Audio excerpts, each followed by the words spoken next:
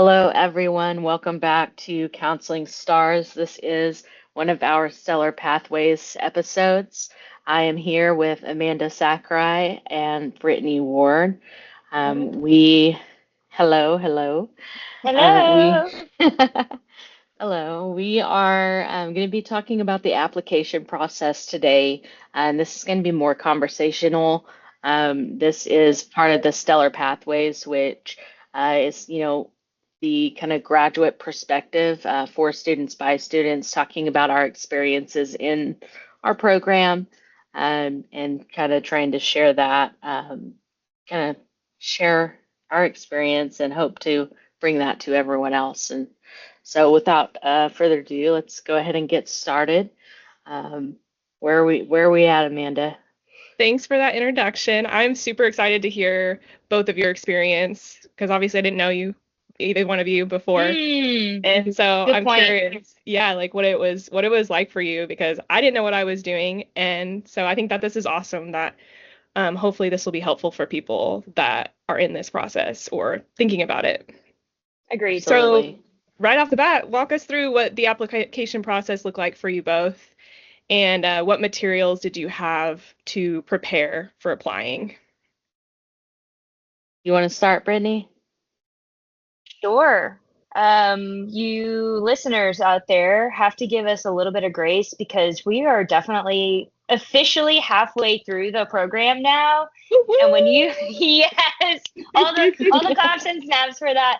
And so I think once you're at the level we are, these fine counselors and training that we are, with so much wisdom, you're gonna look back and be like, "Oh my gosh, I blinked, and I can't remember all the things now." So, Yes. give us a little bit of grace as we try to remember and put ourselves back in like a year and a half ago, what that process was like. I know for me, really, the start of the application process began with, first of all, just like making the choice to become a therapist, and I know we talked about that in our last Stellar Pathways episode, so I'm not going to dive into that, but for me, looking at KCREP accreditation was something that was important that honestly, I didn't even know what that meant. And I'm saying it out loud to you, and I couldn't tell you exactly what that acronym stands for, but I know it's very important for like government jobs. Um, Man, I know there's another sector that actually really requires you having attended a university that's KCREP accredited. So I thought like that was important, which at this point in time, we are not, OCU is not KCREP accredited, but I know we are working towards some type of accreditation. So that shouldn't like sway you in any way. It's just sharing that. And I Yeah. know that I had to write a personal statement and I had to submit a resume, which sort of the personal statement further reflected or like explained more of what was on my resume because I lived overseas for a long time. And so a lot of the organizations and the work that I did over there doesn't just like translate here. People haven't heard of some of the organizations I worked for. So I needed the personal statement to really prove that I deserved a spot in the program, or that's what it seemed like to me. For sure. And I think it was the personal statement for me was a little bit different, because I've been working in, mental health, behavioral health over the years, and I found it really difficult to, within like kind of a shorter format, to fit the important things in. And then, making sure the academia aspect and hitting Mm, the undergraduate, accomplishments was challenging because it was so long ago. Kind of what you were saying, Brittany. Like, yeah, last year was a long time ago, but like yeah. 2013 through Yes. 2016, like, so I think that was, 2016. Oh, yeah, I oh. graduated undergrads in 2016. Um, so I waited almost 10 years to officially do graduate school. And the application process for me was, this is a big financial decision. Uh, and I had already attempted Mhm. grad school a couple of years prior, actually, and I just stopped going. I had my own mental health crisis myself and just stopped going and was really concerned about my transcripts to get into the program itself. And so that was Mm. for me, um, you know, we'll talk about it later, but that was one of the things I was really unsure and nervous about was like how that was going to affect my chances of getting into the program. Um, You, but Ash, you said something I think is really worth talking about and pointing out. Sorry, Amanda, really fast. No, you're good. Uh, in my admission, I'm also graduated from undergrad in 2012. Amanda, what year were you? 2014. Okay, so all of us, right, Yeah. have had quite a bit of time off in between. And for any of you that are listening that also have gone out into the world and lived a different life, I want to say and encourage you that that is actually favored. In my admissions process, my admissions person that was helping me, she said that oftentimes it's actually more favorable because you have life experiences to glean from. You have probably more developed critical thinking skills. So for any person listening that's like, man, I'm like too far removed, I totally get that worry and fear. And also, like, we should shut that shit down because you are just as capable, you are just as wise, and your invaluable life skills will totally be transferable, whether you're a mom or you've been working for the last decade or more.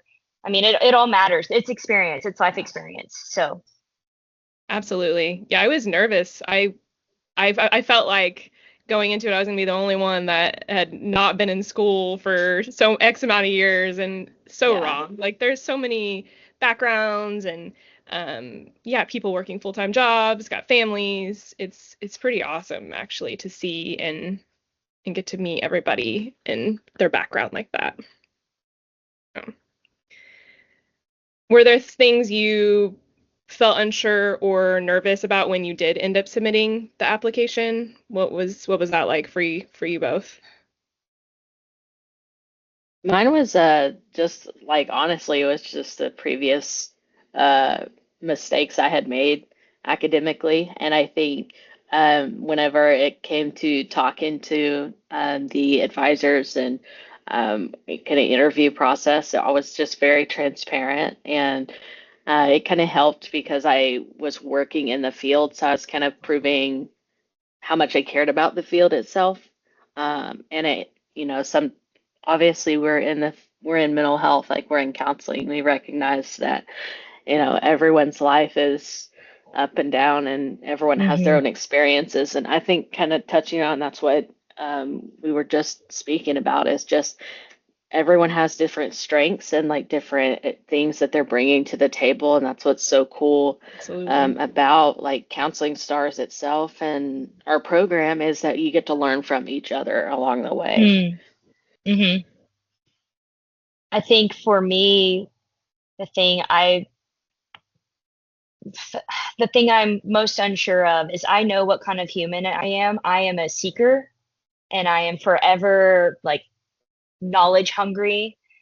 And so for me, it's a very expensive seeking journey if to get on the other end, this is actually not like my heart song. Like this is not the thing that I'm destined or supposed to do.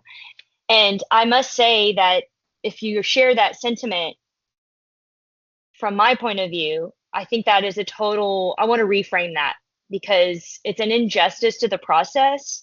It's an injustice to the experience and the enriching experience that you will get from even just undergoing a graduate program.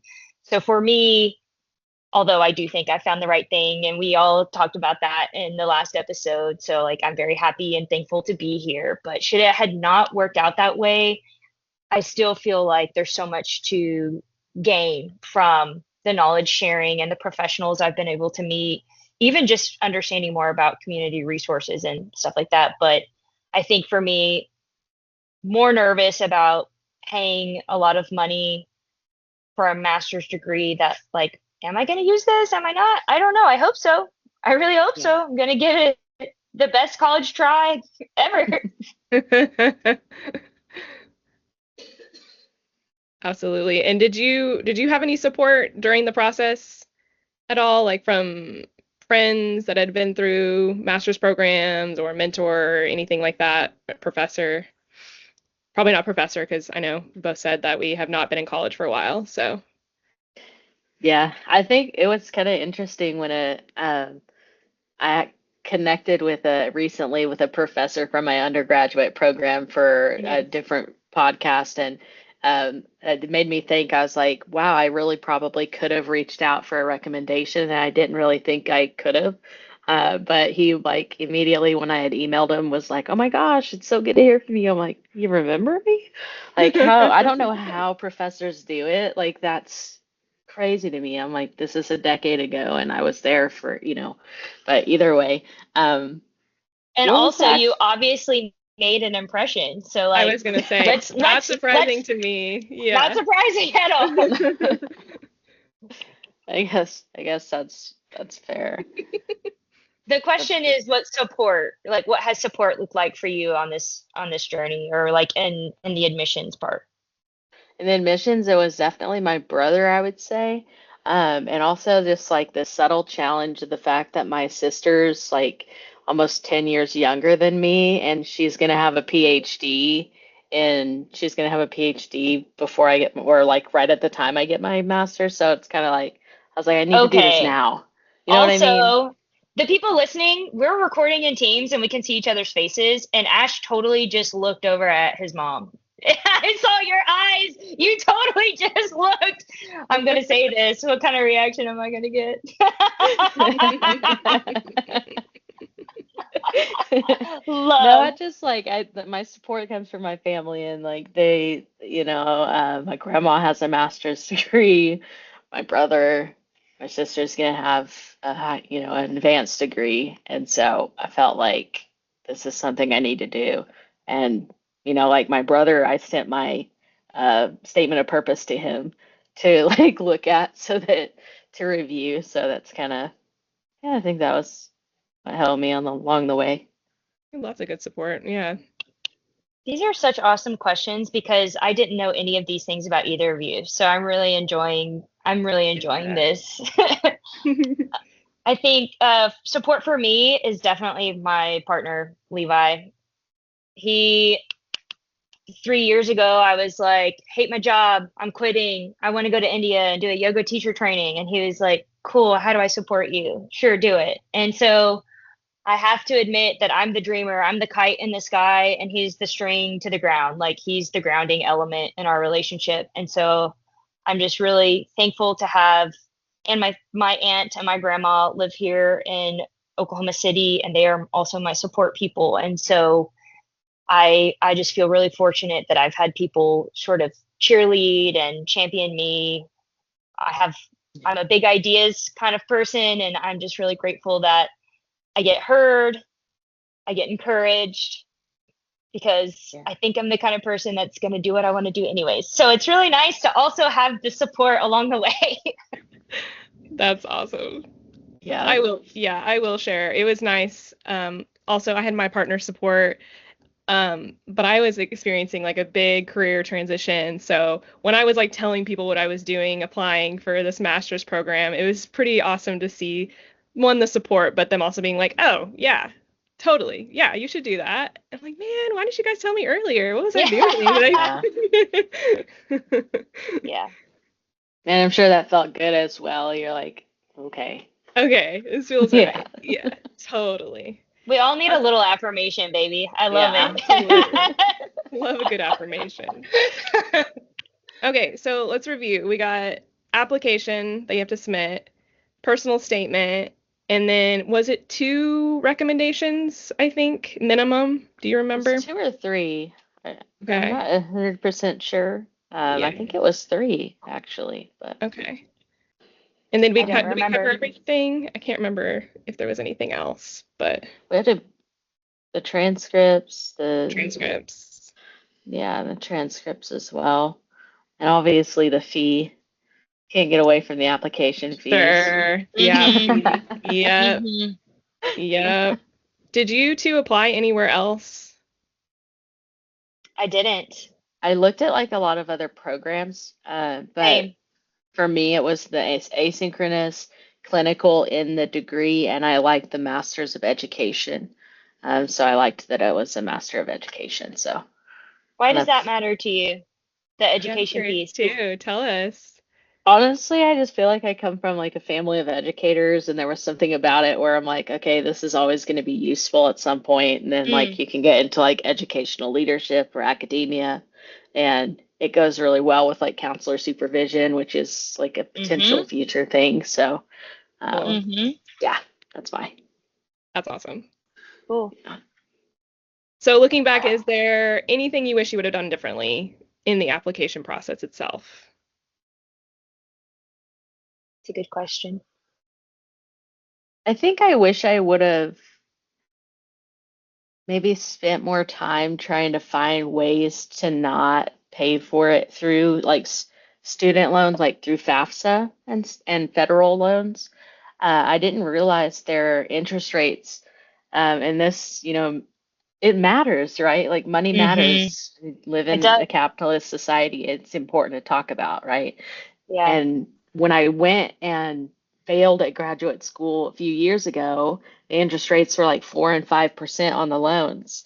And then I looked at the interest rates now and they're like 8%. 8. And Yeah, it's it's just like Mm-hmm. double. wild to Mm-hmm. me. And so I Mm-hmm. wish that I would have been in a better financial place going into school, but it's kind of neither here nor there at this point. But because, it's not like I was like, oh, I'm going to wait until I can fund this. No, who waits for things, right? We just got to do it. So, so yeah, that's I think the only thing I would change. Brittany, You what about said, you? I don't know, Ash said something that I was like, oh, that was such a good point, and it escapes me now. So, Money um, matters. mo money, mo problems. I'm just saying. Um, yeah, I actually work full time. So, okay, actually, when I started the program, I was working full time, so the asynchronous thing really mattered to me. And then I in a very fortunate enough position that I actually don't have to work. While I'm in school, I'm working to sort of like supplement what I am spending on school. So like I spend and then try to re-up. That's kind of like what's happening for my situation. And so I choose to work one because I'm a busybody and I get really anxious if I have too much downtime. So I choose to work to my own detriment sometimes. But Do I you want to do talk about think it I think or? it's worth talking about being a full-time student and also working even part-time. Mhm. So, is it okay if I talk about that just for a second? Yeah, I go for it. Yeah, Yeah. go Looking ahead. back, even in my current situation, I think I'm in a constant assessment of whether I actually want to work. Again, super privileged opportunity to even have that decision, to be able to make that decision. And but the truth is, I feel I'm so tired all the time. I have a connective tissue disorder. And so I don't know if you are familiar with the spoons theory, but basically, like a spoon is some sort of unit of energy measurement. And so if every person starts every day with 8 spoons, that's our allotment.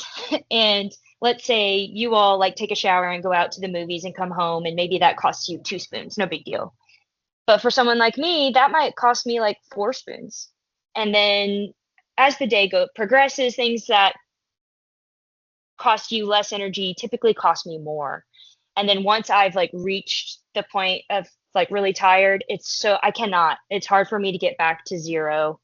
And that's a whole conversation in and of itself, I know, but I'm just trying to get perspective of like when I say that I know there's other people that have families and are also working full time, and I'm just sharing from my one sliver of human experience. Yeah.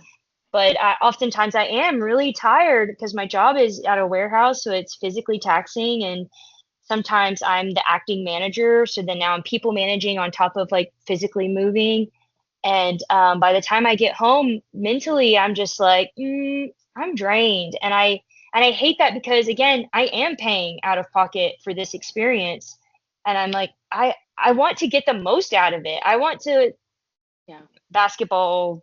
I want to leave it all on the floor. Like I want to know that I gave it my all and that I gained everything I possibly could. I squeezed and squeezed and got every drop out of this experience because it's a truly magical moment in time that I know I'm not going to get back. And so maybe person Brittany now is also listening to that advice that like I mean if think about like your financial situation, and I think like you said, Ash, if scholarships, sponsorships, FAFSA, like do your homework, do some research on like ways to help supplement your income or just like help pay for school so that you can really be and give yourself over to this process in its entirety. Yeah, and go at your own pace. I know there's a part-time option Mm. for people to go to school part-time, and yeah, just being aware of like what's on your plate and what you can fill it with and how much more room you have. Totally. Yeah, absolutely. This process is not like a easy one either as far like as emotionally. I think we could probably go Mm. like a whole other topic on that, but it's a lot of reflection, and yeah, soaking up that I think is has been really important for me to I be present with. you nailed it for real. I have things in my past that I have gone to therapy for and thought like, oh, I'm all good. And then some of the class assignments have actually, I don't want to say re-traumatized me. I think that's extreme, but definitely opened some wounds that I thought I felt like healed from. And so maybe that is something to also take into consideration is like maybe look at your own therapy journey and your own therapy experience because I think it matters. And also, if you're going to be talking about empirically supported or evidence based counseling techniques, maybe undergoing a few of them or like implementing some of them in your own life would be useful in explaining. And also, like, if you're trying to get client buy in, I think it matters if you also have had a journey too. I've had an experience. So maybe that's something to consider. Absolutely. Yes. Well, I think that was really great. Thank you for sharing all that. Love to hear it. It's so And fun. I love hearing y'all's stories. I didn't know. I know, like we're starting with the application process and then already moving into our next pathway. And I'm like, I'm sitting here, I'm like, oh, can we just keep talking? But I do think that's we Mm. should stick to just the application. But yeah, Brittany, I definitely think I appreciate you sharing that. Yeah, I like learning different things from, about each other's experience. And the spoon thing, I'd never heard that. So that was informative. Thank you for sharing. Um, I would encourage maybe possibly micro napping. I don't know if y'all have like studied this, but Brook and Jubal in the morning, the Shout out. Did you brain, hear it? you know what I mean? Just had like this like funny thing where this guy's like on a date micro napping and like really pushing like how beneficial it is, and so it made me want to look into it. So now I'm sharing that with y'all to look that's into as Okay. well. amazing. Definitely love an app. I'm here for that. I'm interested.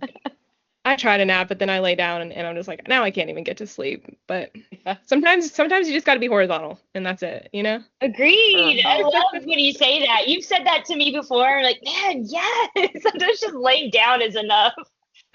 Oh man. Okay, well, let's Yeah. end this out. I can feel us wanting to get to like year one and onward and get onto that. Yeah. The application process, I feel like we kind of encompassed most of it, but what is like one thing just to kind of end it that surprised you most about the application process for you? Question. Mine I is would say how how easy it was and fast it was. Sorry, Ash, what were you going to say? that was what I was gonna say. I was just gonna say it was very like if you followed directions, it was fast. And so I Agreed. think that's like a big part of it as well as like follow directions Hmm. because that's one of the biggest things um that I'm learning slowly. Like my sister, for example, is like she started at the School of Health and Sciences, or OU, Health and Science Center, and she like got a point taken off for writing like a page and two sentences, and her instructions were like one page for the assignment, and I was like, well, you should have followed directions, that two sentences really got you. So I've That's been awesome. trying to do that. I think that's one thing Dr. Wilson, our program director, even kind of dropped is like she's really paying attention to that. She's making sure you Hmm. can follow directions, like as simple as that, whenever she's going through the applications to pick. So, yeah, good call. Yeah. Yeah. What about you, Amanda? Anything surprise you or? Actually, same. It was I was pretty intimidated, probably had a little imposter syndrome going into it, and then I did the process, like or went through the process, and whoever was helping me was incredible and like checked in with me, and I felt invited, I was like, all right, cool. Hmm.